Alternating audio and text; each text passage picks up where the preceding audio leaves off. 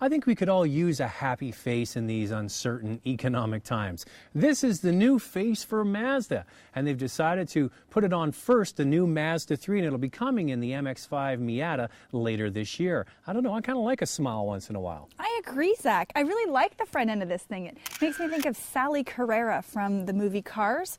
Very, I don't know, cartoon-like. Now, even if you don't like it, there's one thing that I've learned over the years is that these new designs really do tend to grow on you after a while. The Mazda 3, you ready? Ready? Here we go. One, two, three. Cheese. Cheese. That's kind of cheesy, Zach. That was your idea. I don't write these scripts. Mazda should be smiling because the Mazda 3 is their best-selling vehicle in Canada. In fact, the Mazda 3 sells better in Canada than any other market in the world per capita. In fact, in overall sales, Canada is second only to the United States. This second generation is based on the old platform, so it's got the same wheelbase as the outgoing model, and it's almost the same size. There are two versions, the sedan, which is the most popular, and then this, the sport hatchback. Both of these vehicles are available with two choices of engines. Both the sedan and hatch are sold as a base GX, then the GS, and the top model GT. Regardless of trim level, Mazda has set out to exceed customer expectations with above-average standard features and a level of finish unheard of in a compact car.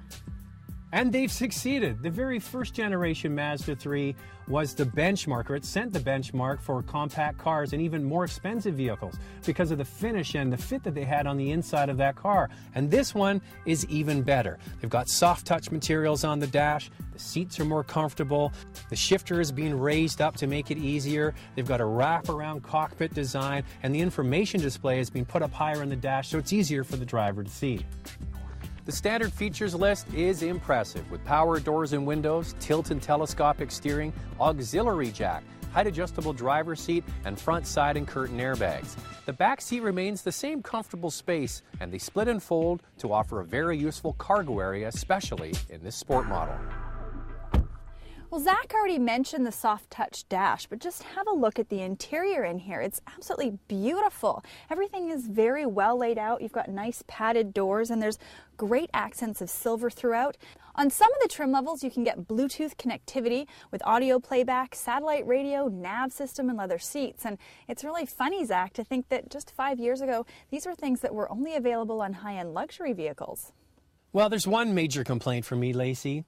I've got news for you, Mazda. We live in Canada. It gets cold here. You can only get the heated seats on this top-of-the-line GT version. True that. Kind of disappointing. Now, there are 3 trim levels to choose from and different option packages available, so go to our website to check them out. The same 2-liter 4-cylinder engine that was found in last year's model has been carried over to this year's model in both the sedan and the sport version. It's got 148 horsepower, and you get a 5-speed manual or a 5-speed automatic transmission. The exciting news is that the optional 2.3-liter engine is now replaced by the same 2.5-liter 4-cylinder that's found in the Mazda 6. This is very impressive for a compact car. The new engine has 167 horsepower and 168 pound-feet of torque. This setup's only available on the GT version, but for those people that really place a premium on performance, I wouldn't look at any other trim level.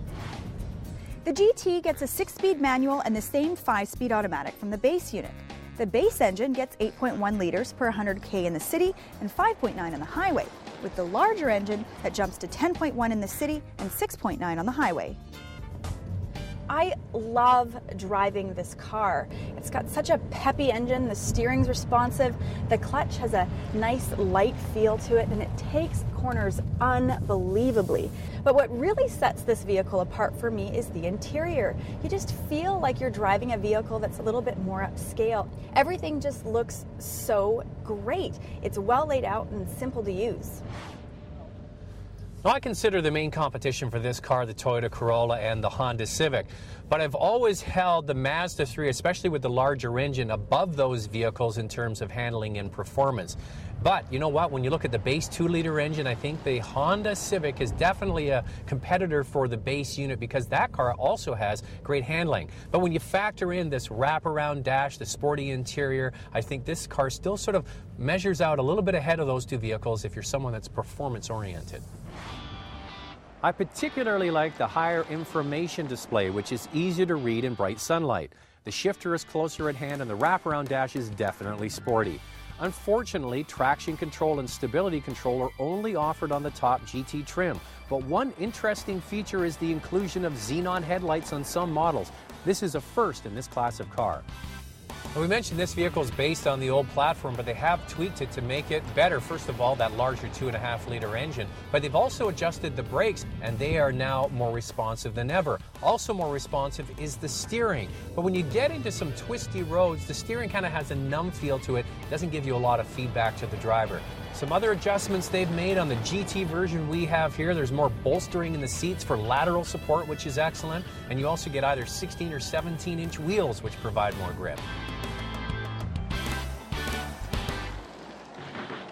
The Mazda 3 offers a lot of value. The base sedan starts at $15,995 and the sport's at just under $17,000. If you want to get the top of the line model with all the bells and whistles, it's going to cost you around $27,000.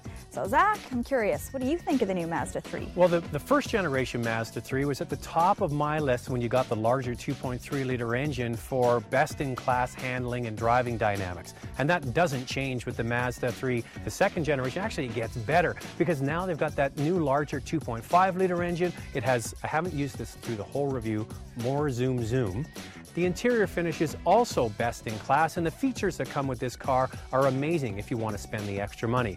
On the downside for me, the styling on the front is polarizing. Either you're going to love it or you're going to hate it. I kind of like it. It's grown on me since it's been out for a little while. And the other thing is heated seats only on the top model. That's a real no-no in Canada. It should be available as an option on lower-level cars. Lacey, what do you think?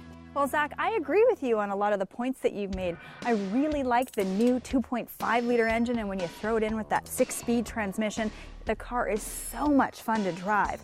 I absolutely love the exterior styling. I've actually had 3 or 4 people already comment and say how much they like it too, so way to go Mazda.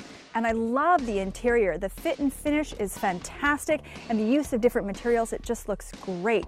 Now, one of the upgrades you can get is the navigation system, and I use that a lot. And a really cool feature is the fact that the navigation controls are mounted in the steering wheel. However, the navigation-mounted controls on the steering wheel is something that I don't like either. It can be very distracting for the driver, and if you do have a passenger in the car with you, they don't actually have any nav controls that they can use. It's only the driver. And another dislike for me is the fact that there's not a lot of room in the back seat. Okay, so we like the car. The top 3 best sellers in this class are the Civic, the Corolla, and this Mazda 3. How do you place them in your mind for the way you like them? You know what, Zach, with this new 2010 Mazda 3, gonna be honest, I think it's probably #1 for me, and the reason being is the styling, especially on the inside. I've always loved the Honda Civic, but the interior of this, I just like it a little bit more. What do you think? Well, the standard features on the Mazda 3 are excellent as well, so it goes to the top of the pack for that. I do, however, like the base Honda Civic. It's a very close vehicle for the base version of the Mazda 3, but I think those 2 cars are at the top of the list. But Zach, with the Honda, you don't get the big smile.